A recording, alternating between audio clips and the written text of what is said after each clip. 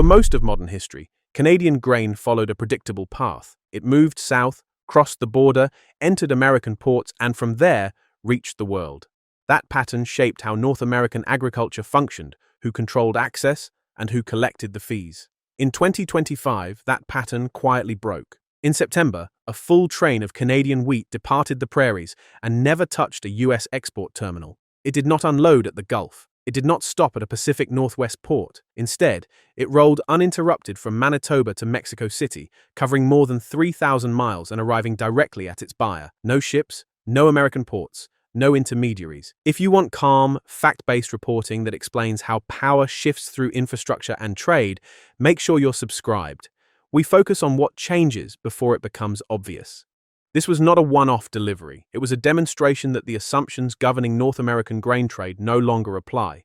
When Canadian Prime Minister Mark Carney appeared in Mexico City alongside Canadian Pacific Kansas City Chief Executive Keith Creel, the moment was treated as operational, not ceremonial. The message was clear. Canada had finished testing alternatives. It was now using them. Infrastructure once assumed to be unavoidable was no longer required. To understand how Canada redirected grain without relying on US export channels, you have to look beyond politics and focus on rail. Canadian Pacific Kansas City was created in 2023 through the acquisition of Kansas City Southern, forming the first single-line railway connecting Canada, the United States, and Mexico. For the first time, Canadian agricultural production could reach Mexican buyers through one continuous corridor. The Manitoba to Mexico City shipment proved that this corridor functions at scale. According to CPKC, Canadian grain shipments south now include wheat, oats, canola products, and specialty crops. These are not irregular movements. They are repeatable, scheduled flows designed to bypass US export terminals entirely. CPKC has been direct about the motivation. Grain shippers are diversifying away from trade environments defined by uncertainty. Tariff threats, regulatory delays, and unpredictable enforcement have turned US routing into a risk factor. Rail offers a controlled alternative. What makes this shift uncomfortable for Washington is where the trains actually travel. Most of the route crosses US territory. CPKC trains pass through multiple American states, with US crews operating segments of the journey. Industry estimates suggest roughly a dozen crew changes occur within the United States between Canada and Mexico. American labor and infrastructure still move the grain, but the value capture has changed. Ports, export terminals, inspectors, and shipping firms that once earned revenue from Canadian grain are no longer part of the transaction. The movement remains, the income does not. Rail dominates Canadian grain logistics. Transport Canada estimates that more than 90% of Canadian grain exports rely on rail corridors. Control of those corridors determines market access. In 2023, Canadian National moved over 20 million metric tons of grain toward Western Canadian ports, while only a small share moved toward the United States. CPKC volumes were already divided between US and Canadian destinations. What those figures fail to capture is how quickly routing decisions are shifting. Canada's 2025 grain crop is estimated near 94 million metric tons, with western provinces producing the majority. CN expects to move close to 30 million metric tons in the 2025 to 2026 crop year. Increasingly, those volumes are being directed away from American infrastructure altogether. Mexico, once a secondary destination, is becoming central. Feed grain demand is rising as livestock and poultry production expands. Food processors require stable wheat supplies, and unlike US buyers, Mexican importers are offering predictability. When Canadian grain is delivered directly to Mexico City by rail, it avoids US inspections, port congestion, and regulatory exposure. The transaction becomes bilateral, Canada to Mexico, without American friction. Canadian exporters gain multiple advantages. They reduce dependence on a single dominant market. They lower exposure to sudden policy shocks. They build long-term relationships with buyers seeking alternatives to US supply chains. For CPKC, every successful delivery strengthens a corridor designed to operate regardless of political cycles. Canada has reinforced this shift through regulatory modernization. In late 2025, electronic phytosanitary certificates were introduced for grain exports to Mexico. According to Canadian authorities, the system reduces delays and fraud risks. This is infrastructure built for permanence, not contingency.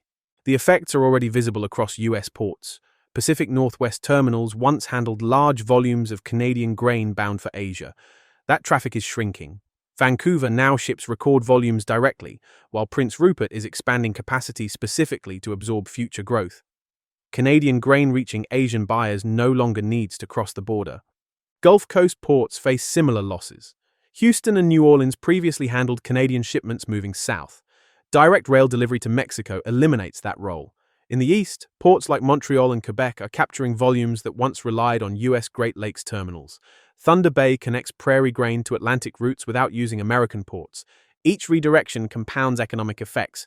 Lower throughput reduces port employment. Terminal operators lose revenue. Service industries built around Canadian volumes contract quietly, without headlines. There is also a competitiveness impact. When Canadian grain flowed through US ports, it supported efficiencies that benefited American exporters. Shared logistics reduced shipping costs. Blending opportunities helped meet buyer specifications. As Canadian grain exits those channels, US exporters face higher per-unit costs and intensified competition from Canada selling directly.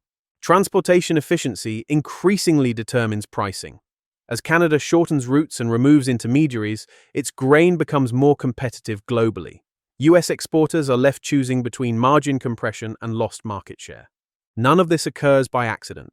CPKC has invested hundreds of millions of dollars in high-capacity hopper cars and new locomotives capable of long-distance cross-border operations. CN has committed resources to move record volumes under normal operating conditions. These are strategic investments built for rerouted trade. Regulatory signals confirm the direction. The Canadian Transportation Agency has adjusted rail revenue caps upward to reflect rising costs and expanded operations. CPKC's higher adjustment reflects the complexity of operating a three-country corridor. That corridor's purpose is clear: connect Canadian supply directly to Mexican demand without dependence on US gateways. Throughout this transition, Donald Trump has argued that pressure would force Canada back into alignment. The grain trade tells a different story. Canada did not respond with rhetoric. It responded with routing. And once contracts, infrastructure, and buyer relationships are established, they do not reverse when leadership changes. A Mexican buyer signing multi-year supply agreements delivered by rail does not return to Gulf ports out of habit. Systems that work tend to last. The wheat train from Manitoba to Mexico City represents more than a shipment. It shows what happens when trade relationships are treated as leverage instead of partnerships. Canada did not argue. It engineered alternatives, and those alternatives are now operational. Canadian grain continues to move. Farmers continue to sell, buyers continue to buy. The United States simply no longer sits at the center of the transaction. That is the lasting cost of instability, not disruption, but displacement.